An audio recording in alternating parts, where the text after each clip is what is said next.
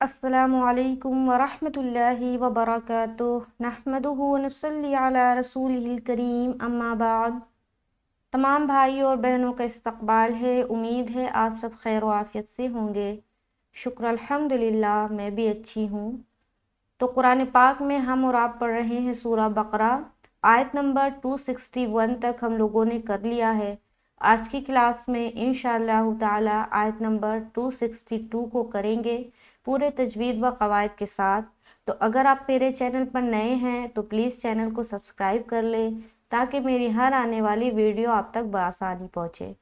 Video से कुछ भी सीखे तो सदकाए जारिया की नीयत से उसको ज़रूर शेयर करें और सदकाए जारिया का हिस्सा बने। चलिए सबक शुरू करते हैं।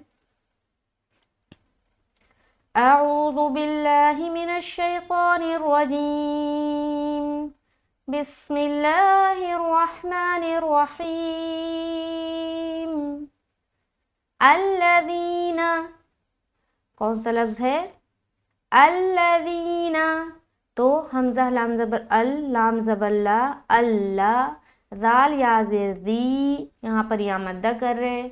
ज़ाल की अदायगी नरमी के साथ करेंगे और बगैर सीटी के।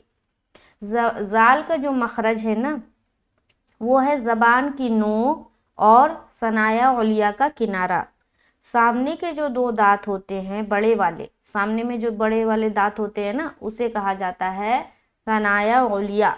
उसका किनारे पर लगाएंगे तो ये हर्फ ज़ाल अदा होगा नरमी के साथ और बगैर सीटी के। लेकिन अगर आप ज़बान की नोक को सनाया उलिया के अलावा किनारे पर नहीं लगाकर दूसरी जगह लगाएंगे तो ये हर्फ कोई और हर्फ बन जाएगा, है ना। तो मखरज जो है जानना बहुत ज़रूरी है। तो ज़ाल का मखरज क्या है? ज़बान की नोक और सनाया उलिया का किनारा। जैसे ज़ाल, ज़ाल, ज़ाल, ठीक है। तो यहाँ पर हम क्या पढ़ेंगे? अल्लज़ीना, अल्लज़ीना। ज़ाल में या की तरफ प्रेशर भी दे रहे, क्यों? क्योंकि यहाँ मद्दा हो रहा है तो एक अलिफ खींचना भी है। खींचते हुए आवाज़ नीचे को जाएगी, ज़ीना, ज़ीना, ठीक है। आगे चले। युनफिकूना, या नून पेश युन, चूँकि नून साकिन के बाद हर्फ फा आ रहा है तो यहाँ पर हम इख्फा करेंगे। नाक में नून की आवाज़ का छुपाना इख्फा कहलाती है। जब हम इख्फा करते हैं तो आवाज़ मखरज से हटकर होती है, यानी कि मखरज को नहीं लगेगी। अगर मखरज को लग गई तो फिर वो इख्फा नहीं, गुन्ना हो जाएगा। तो गुन्ना मखरज को जब लगती है आवाज़ तो गुन्ना होता है, मखरज से जब हटकर आवाज़ होती है तो इख्फा होता है। तो इख्फा में आवाज़ ज़बान जो है मखरज को नहीं लगेगी, उससे हटकर होगी तो सही से इख्फा अदा होगा। जैसे कि युनफिकूना, युन, युन। अगर हम मखरज को लगाएंगे तो आवाज़ कैसी आएगी? युन, ऐसी आएगी। जब मखरज से हट के रहेगा ज़बान तो कैसे होगा? युन, युन, युनफिकूना। फाज़िर फी, क़ाफ वा पेश, कू, नून ज़बर ना, युनफिकूना, कू में वाव मद्दा हो रहा है। तो ये लफ्ज़ किस तरह अदा करना है समझ में आ गई। आगे चलेंगे। अमवालहुम, हमज़ा मीम ज़बर अम। अब यहाँ पर कुछ लोग पढ़ेंगे अमवालुहुम, अमवालहुम, आमे ऐसा नहीं पढ़ना। अमवालहुम बिल्कुल साफ सुथरा। क्यों? क्योंकि हमज़ा से जब मीम को मिलाएंगे हमारी आवाज़ स्टक हो जाएगी, ठीक है। लौटती हुई मालूम ना हो तो हर जगह कलकला नहीं करना, कलकला सिर्फ करना है कलकला वाले हर्फ के ऊपर। बाज़ औक़ात लोग ऐसा पढ़ते हैं रवानी में कि हर सुकून वाला हर्फ में कलकला होता चला जा रहा होता है। तो कलकला सिर्फ कलकला वाले हर्फ में ही होगा, उसके अलावा अगर कोई हर्फ के ऊपर सुकून है तो वहाँ पर आपकी आवाज़ स्टक हो जाएगी। जैसे कि अमवालहुम, क्या पढ़ेंगे? अमवालहुम, वाव खड़ा ज़बर वा, लाम ज़बर ला, हा मीम पेश हुम, अमवालहुम। आगे फी सबीलिल्लाहि, फाया ज़ेर फी, या साकिन और उससे पहले क्या है, ज़ेर है, तो यहाँ पर क्या करेंगे, या मद्दा करेंगे, एक अलिफ की मकदार के बाकदर खींचेंगे, उसके बाद आगे चलेंगे, सबीलिल्लाही, सीन ज़बर सा, बा या ज़ेर बी, सबी, लाम लाम ज़ेर लिल, लाम खड़ा ज़बर ला, हा ज़ेर ही, फी सबीलिल्लाही।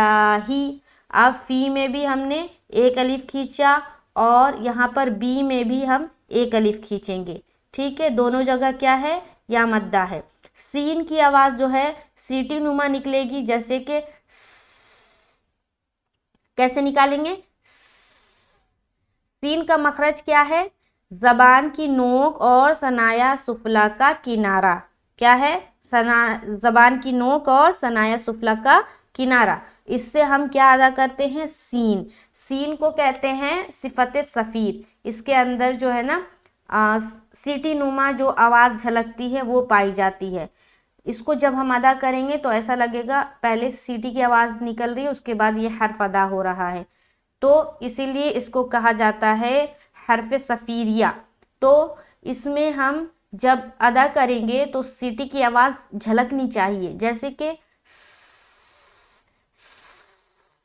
सबीलिल्लाही, सबीलिल्लाही। लफ्ज़ अल्लाह का लाम को हम बारीक रखेंगे क्योंकि उससे पहले क्या है, ज़ेर है।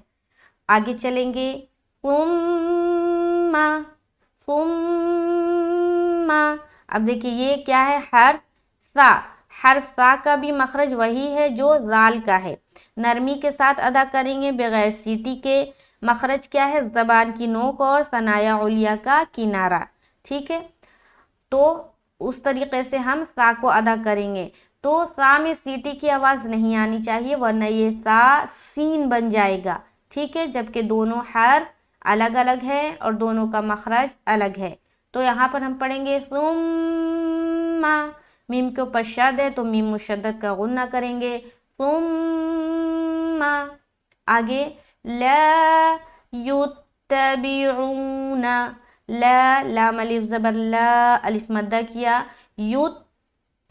युत्तबिऊना, सॉरी युत्ता नहीं है, युत्तबिऊना, या तापेश युत, या तापेश युत, बाज़िर बी, आइन वाव पेश ऊ, नून ज़बर ना, युत्तबिऊना। अब यहाँ पर कोई पढ़े युत्तबिऊना, क्या पढ़े, युत, युत, ऐसा करे तो कलकला हो जाएगा, जबकि ता में कलकला नहीं होना चाहिए। ये ता जो है ना हरूफ कलकला में से नहीं है, तो जब या को ता से मिलाएंगे तो हमारी आवाज़ स्टक हो जाएगी। तो सही कैसे पढ़ेंगे, युत्तबिऊना, क्या पढ़ेंगे, युत्तबिऊना। अगर कोई पढ़ दे युत्तबिऊना, यूते यूते ऐसी साउंड आए तो गलत है, उसको दुरुस्त करें, युत्तबिऊना। ऊ में हम वहाँ मद्दा कर रहे, आइन की अदायगी सही तरीके से होनी चाहिए, ऐसा, ठीक है, युत्तबिऊना, ऊना, ऊना। आगे क्या है, मा, मीम अलिफ मद ज़बर मा। उसके बाद यहाँ पर क्या किया हमने, मद किया, ठीक है। क्या, कौन सा मद है, मद्दे मुनफसिल, ठीक है, क्योंकि हर्फ मद अलग है और हमज़ा अलग है। जब भी हर्फ मद पहले कलिमे में आए और हमज़ा दूसरे कलिमे में आए तो वो मद्दे मुनफसिल होता है। जैसे कि देखिए मीम अलिफ ज़बर मा जो है ना, ये एक अलग कलिमा है और अनफ़क़ू एक अलग लफ्ज़ है। हमज़ा इसमें आ रहा है और हर्फ मद इसमें आ रहा है, ये दोनों अलग अलग लफ्ज़ हैं, तो ये कहलाएगा मद्दे मुनफसिल, ठीक है। आगे 3 से 5 अलीफ की मकदार के बाकदर यहाँ पर खींचेंगे।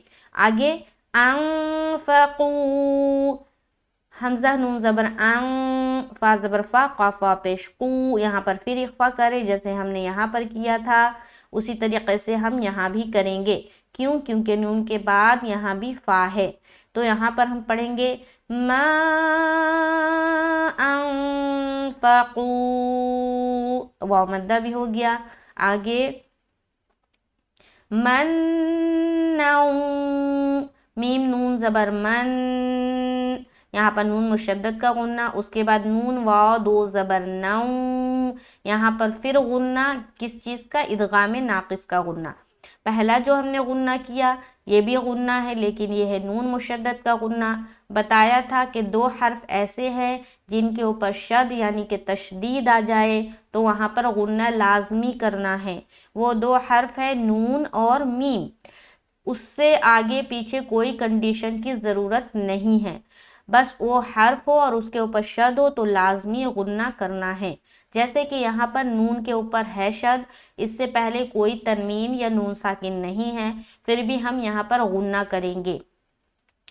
اس کے آگے آنے والا جو حرف واو ہے، یہاں پر نون کے اوپر دو زبر کی تنوین ہے تو تنوین کے بعد واو آ گیا تو یہاں پر ہم ادغام ناقص کریں گے. یہاں سے نون جو ہے نا اس کو واو سے ملائیں گے اور ہم ادغام ناقص کا قاعدہ کریں گے یعنی کہ غنے کے ساتھ ادغام کریں گے. تو یہاں پر ہم کیسے پڑھیں گے؟ من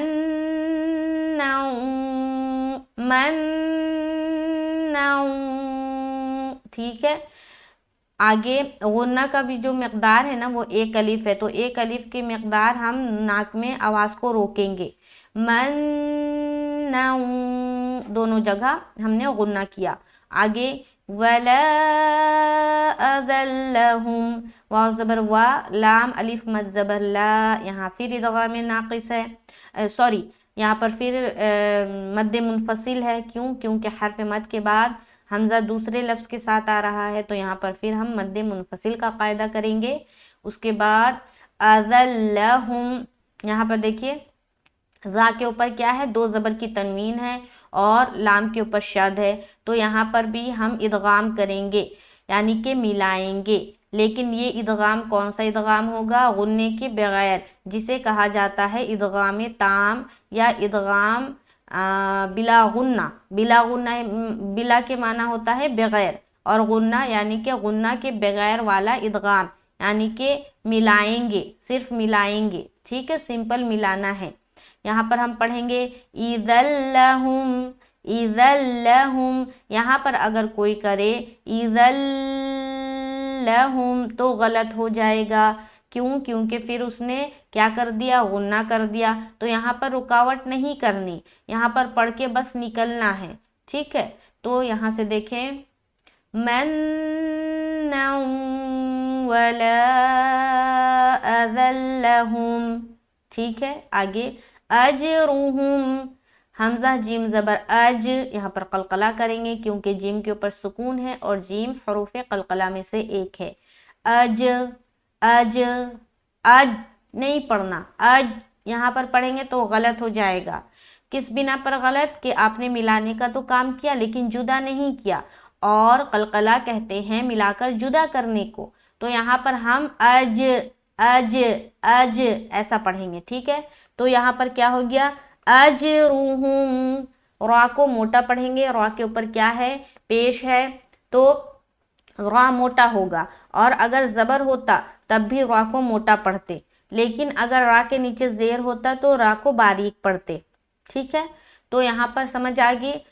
جیم کی ادائیگی کیسے ہوگی؟ تھوڑی سخت طریقے سے ہوگا، اور جیم کا مخرج کیا ہے؟ زبان کا بیچ اور اس کے مقابل جو اوپر کا تالو ہوتا ہے وہ ہے اس کا مخرج. تو اس طریقے سے ہم جیم کو نکالیں گے. جیم جیم جیم.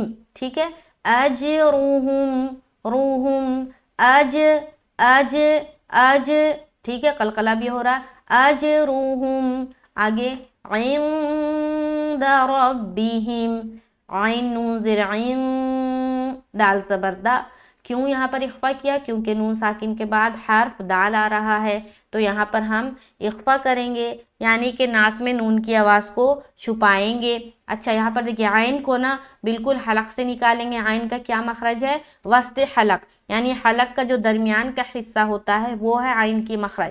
کیسے؟ عین عین عین. ٹھیک ہے، اگر نہیں ادا ہوتا تو اس کی خوب مشق کریں. اب یہاں پر ہم کریں گے اخفا. عند ربہم، ربہم، را کو موٹا کریں گے ادا، با سے ملایا ربہم. دیکھیں جب بھی شد میں ملائیں گے نا کسی حرف کو تو ہماری جو آواز ہے وہ بہت سخت ہونا چاہیے جب ملائیں گے، مطلب جماؤ کے ساتھ ملانا ہے. کسی بھی شد والے حرف کو پیچھے والے حرف سے جب ملائیں گے تو ہماری آواز میں جماؤ ہونی چاہیے. جیسے بعض اوقات لوگ ملاتے ہیں ربہم ربہم ایسا پڑھتے ہیں، جو کہ غلط ہے. را جب با سے ملے گا تو آواز میں جماؤ ہونی چاہیے، جیسے کہ ربہم ربہم رب رب رب جماؤ کے ساتھ، ٹھیک ہے. ربہم. آگے ولا خوف، واو زبر وا، لام الف زبر لا، ولا خوف، خا واو زبر خو. اب یہاں دیکھیے واو کے اوپر کیا ہے؟ سکون ہے، اور سکون والے واو سے پہلے یعنی کہ واو ساکن سے پہلے کیا ہے؟ زبر ہے. کیا بتایا تھا کہ زبر کی صورت میں چاہے وہ زبر واو ساکن سے پہلے ہو، چاہے وہ زبر یا ساکن سے پہلے ہو، زبر کی صورت میں لین بنتا ہے. کیا بنتا ہے؟ حروف لین. اور لین کا قاعدہ کریں گے. اگر زبر واو ساکن سے پہلے ہے، جیسے کہ یہاں آپ دیکھ رہے ہیں، تو واو لین بن گیا. اگر زبر یا ساکن سے پہلے ہے تو یا لین بن گیا. تو دونوں صورت میں لیکن زبر ہونی چاہیے، چاہے وہ واو ساکن سے پہلے ہو، چاہے وہ یا ساکن سے پہلے ہو. زبر آنے کی صورت میں مدہ نہیں بنتا بلکہ لین بنتا ہے. اور لین کو کیسے ادا کرتے ہیں؟ نرمی کے ساتھ جلد پڑھنا ہے اور معروف کا بھی خیال رکھنا ہے. 3 باتیں لین کے حوالے سے یاد رکھنی ہے: جلدی، نرمی اور معروف. جیسے کہ یہاں پر ہم پڑھیں گے خو. اب کوئی یہاں پر ایسے پڑھیں گے کہ جیسا لگے گا واو مدہ ہو گیا، خو ایسے پڑھیں گے، خو ایسا نہیں پڑھنا بلکہ خو. کیا پڑھیں گے؟ خو خو خو. فن، فا دو پیش فن. اب یہاں پر دیکھیں دو پیش کی تنوین، اس کے بعد حرف عین آ رہا ہے، تو یہاں پر ہم اظہار کریں گے، نون کی آواز کو ظاہر کرنا ہے اور آگے کو چل دینا ہے، یہاں پر رکاوٹ نہیں کرنی.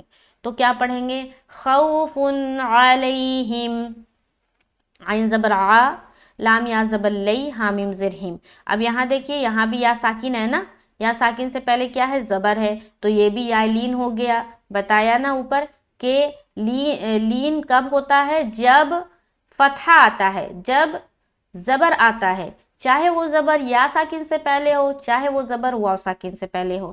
یہاں واو ساکن سے پہلے زبر آیا، واو لین بن گیا. یہاں پر یا ساکن سے پہلے زبر ہے تو یا لین بن گیا. اور دونوں کو ایک ہی طریقے سے ادا کرنا ہے، بالکل بھی نہیں کھینچیں گے. تو یہاں کیا پڑھیں گے؟ علیہم علیہم ولا خوف علیہم. ٹھیک ہے. آگے ولا ہم ولا ہم، واو زبر وا، لام الف زبر لا، ولا ہم، حامیم پیش ہم ہم ہم. اس کے بعد یحزنون، یا ہا زبر یح، زا زبر ز، نون وا پیش نو، نون زبر نا. چونکہ یہاں پہ سٹاپ کریں گے تو نون کا زبر ہٹائیں گے اور سکون لگائیں گے. اب کیا ہو گیا؟ یحزنون. نون میں واو مدہ اور ہا کی ادائیگی صحیح طریقے سے کریں گے. ہا کا بھی مخرج وہی ہے جو عین کا ہے، وسط حلق یعنی حلق کا درمیانی حصہ. ٹھیک ہے.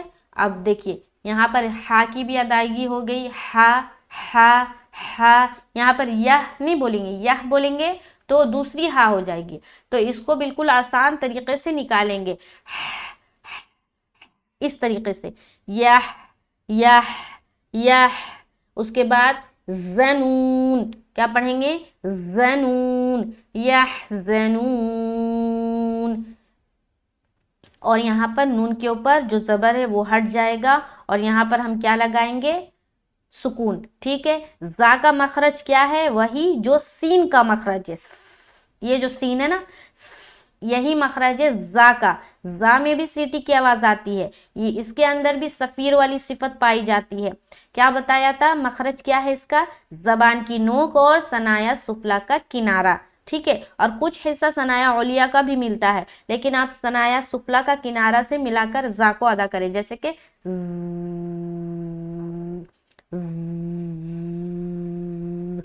زا زا زا. ٹھیک ہے. اس میں بھی صفت سفیر پائی جاتی. 3 حروف ایسے ہیں جن میں صفت سفیر پائی جاتی. پہلا ہے سین، اس کے بعد ہے زا، اس کے بعد ہے صاد. ٹھیک ہے، اس میں سے 2 حرف باریک ہے، 1 حرف موٹا ہے. سین اور زا کی ادائیگی باریک ہوگی اور صاد کی ادائیگی موٹے طریقے سے ہوگی، لیکن تینوں میں صفت سفیر پائی جاتی ہے. تو یہ ہو گیا آج کا لیسن، آیت نمبر 262. امید ہے کہ آپ لوگوں کو سمجھ میں آیا ہوگا اور آپ لوگ قرآن کے پیچھے خوب مشق کر رہے ہوں گے، خوب اس کے پیچھے وقت دے رہے ہوں گے سیکھنے کے پیچھے. یقین جانے جب قرآن کو آپ سیکھ لیں گے نا تجوید کے ساتھ، تو پڑھنے میں اتنا لطف اور اتنا مزہ آئے گا کہ کیا ہی بتاؤں.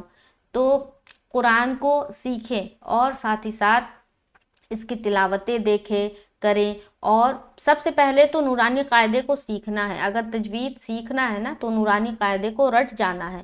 اس کے بعد اور بھی ایڈوانس لیول کی جو تجوید کے جو قواعد ہوتے ہیں وہ بھی آتے ہیں، جو باریکیاں ہیں، لیکن پہلی فرصت میں تو آپ کو نورانی قاعدہ کو پڑھنا ہے. ٹھیک ہے، تو میں بہت ہی آسان طریقے سے بتا رہی ہوں. امید ہے کہ آپ لوگوں کو سمجھ میں آ رہا ہوگا. پھر بھی اگر لیسن کے بیچ میں کچھ سمجھ میں نہیں آتا ہو تو آپ کمنٹ کریں، انشاءاللہ تعالیٰ اس چیز کو میں پھر سے آپ کو سمجھانے کی کوشش کروں گی. تو آج کا لیسن یہاں پر کمپلیٹ ہوتا ہے. مجھے دعاؤں میں یاد رکھے، قرآن کے پیچھے خوب محنت کرے. اللہ تعالیٰ میری اس محنت کو قبول فرمائے اور میرے کسی بھی ویڈیو سے کچھ بھی سیکھے. اگر آپ کو لگتا ہے کہ آپ نے یہ صحیح کیا ہے میری ویڈیو سے تو اس کو ضرور شیئر کرے. اگر آپ کے شیئر کرنے سے کوئی اور لوگ سیکھے گا تو اس کا اجر آپ کو ملے گا، ہے نا. اچھی چیزوں کا جو شیئر کرنا ہوتا ہے نا اس سے آپ کو ثواب ملتا ہے. اور اگر بری چیزوں کو شیئر کر رہے اور لوگ بری چیزیں سیکھ رہے تو اس کا بھی آپ کو حساب دینا ہے. تو جو بھی چیزیں آپ شیئر کریں نا سوچ سمجھ کر اور دیکھ کر شیئر کریں کہ کیا چیزیں اچھی ہے کیا چیزیں بری ہیں. تو چلیے اللہ تعالیٰ ہمیں اور آپ کو سیکھنے سکھانے کی توفیق نصیب عطا فرمائے. آمین ثم آمین. مجھے اپنی خاص دعاؤں میں یاد رکھے. السلام علیکم ورحمۃ اللہ وبرکاتہ.